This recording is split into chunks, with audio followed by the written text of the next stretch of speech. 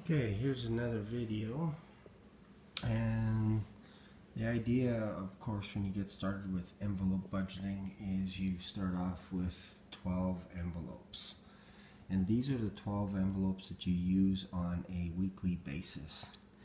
The other envelopes that I have are taxes and tithes, and I don't usually include them when I'm divvying up my cash envelopes, just because I take them right out of the bank and then I put them into either my savings or another envelope separate from these.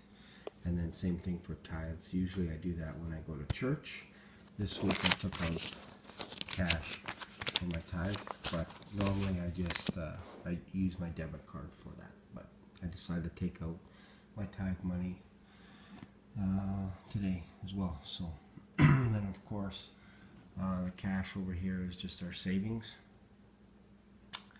That is, we have an envelope for that as well, but it's separate from this pile, and it's separate from our emergency fund, and that's important.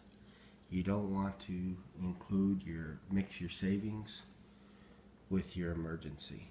Emergency is only to be used for things that you can't see coming. So whatever it is, if it's your dog getting sick and taking him to the vet or whatever, you could create another envelope for vets and all that kind of stuff. But if you don't have any pets, your emergency fund is supposed to be for those things that you can't predict will happen. Savings is for things for like one of the things that I want to get in the new year in 2018 is a new truck. So I'm saving up for that as well. And then maybe moving to a new home, that kind of stuff. So, and then over here, gas. I just finished doing a bit of a conversion to top my blow money back up, because I used some of my blow money for gas because I didn't realize the price of gas went up to $65.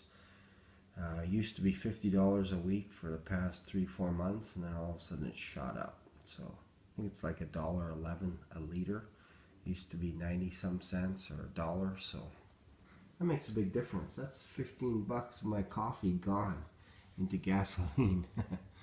So, and then vacation, of course, is also different from your emergency fund, and it's different from your savings, because this fluctuates. This goes up and down depending on where you're going. So we're going to Mexico, so we're saving up for that. So we got cash going in here.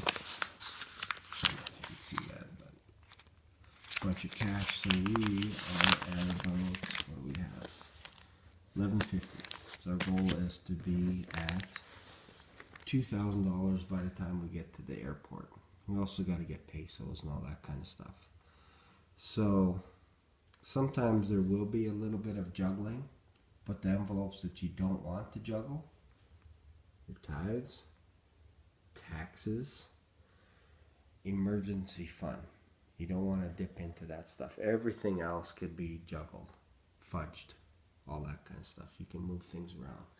But I suggest that you try not to use this for your coffee, for whatever you want to buy.